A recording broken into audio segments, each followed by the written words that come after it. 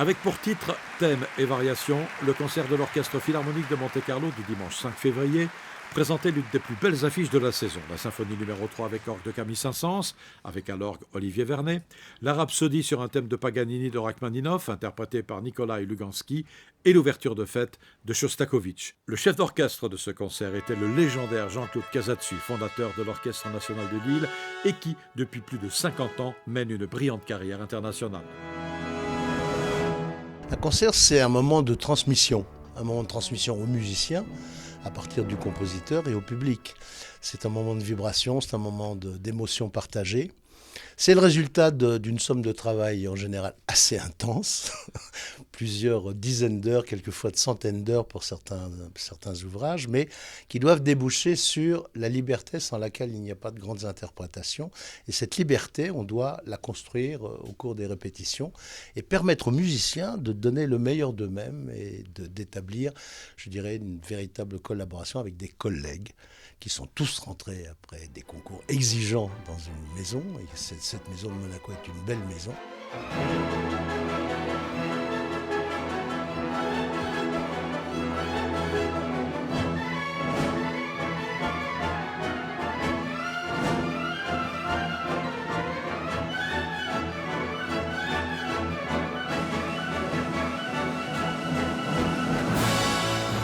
J'ai entendu pendant des années cette ancienne « Oh, la grande musique, c'est élitiste, ça n'est pas pour nous ».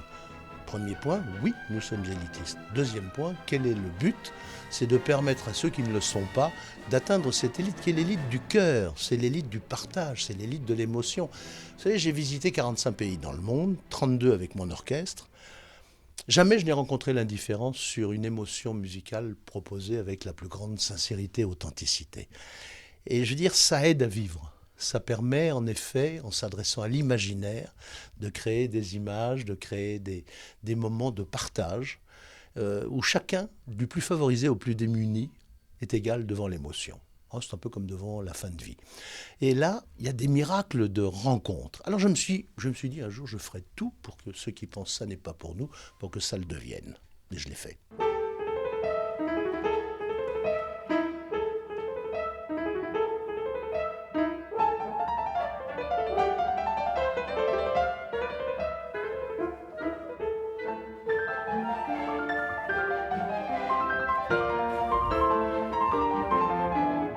Soliste de la rhapsodie sur un thème de Paganini de Sergueï Rachmaninoff, Nikolai Luganski, l'un des pianistes virtuoses les plus admirés d'aujourd'hui.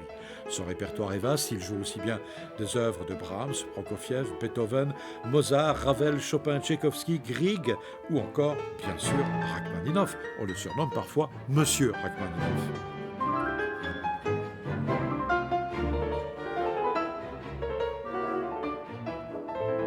Est-ce que Rachmaninoff n'est pas le plus russe de tous les grands compositeurs russes ? Je pense oui, mais c'est très difficile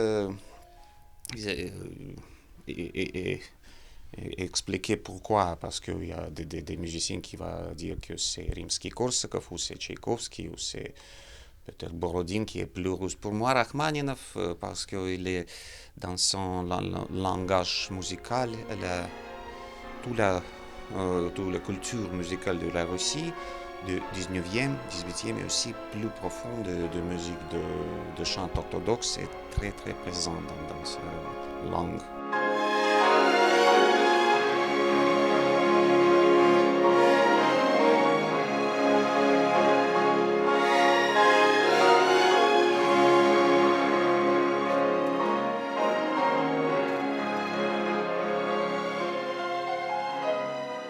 Dernière œuvre au programme de ce concert, la symphonie numéro 3 avec orgue de Camille Saint-Saëns, avec le meilleur soliste qui soit, Olivier Vernet, titulaire des grandes orgues de la cathédrale de Monaco.